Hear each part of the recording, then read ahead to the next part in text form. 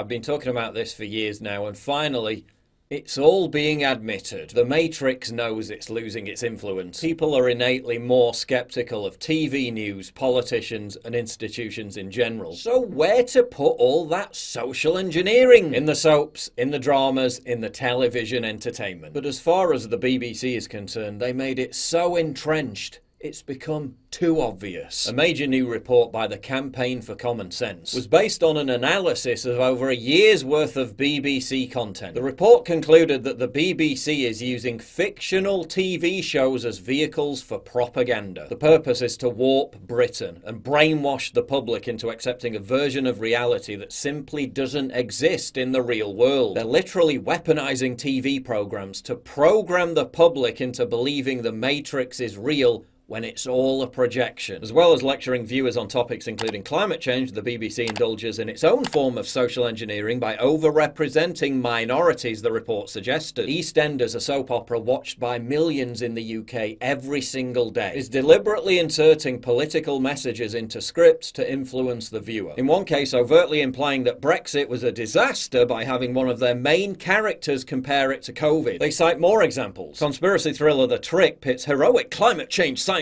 against climate skeptics, oil producers and the centre-right. It features a monologue warning that humanity has around 10 years to prevent climate collapse and endorsing the efforts of climate scientists who understand what needs to be done. Liverpool-based police drama The Responder features a cast in which almost half of the police characters are black or Asian, despite the fact that Merseyside Police has just 0.5% black officers and 0.4% Asian officers. The report documented numerous examples of BBC programming denouncing British traditions, while shoehorning laborious woke messaging into dialogue and storylines. Remember, when you watch fictional TV shows, your brain retreats into a lower, more passive state of suggestible consciousness. You enter into a state of suspended disbelief, where preconceptions wash over you unchallenged. It's very subversive, it's very manipulative, but it's now becoming so commonplace that more and more people just can't help noticing. Day after day, it's a drip drip, said John Whittingdale, the former culture secretary, and in some ways it's more insidious than the effect that biased news coverage would have, because it's never questioned, people just accept it. And that is precisely the goal. But there's a big white pill here, and that's that this all shows how increasingly desperate they've become.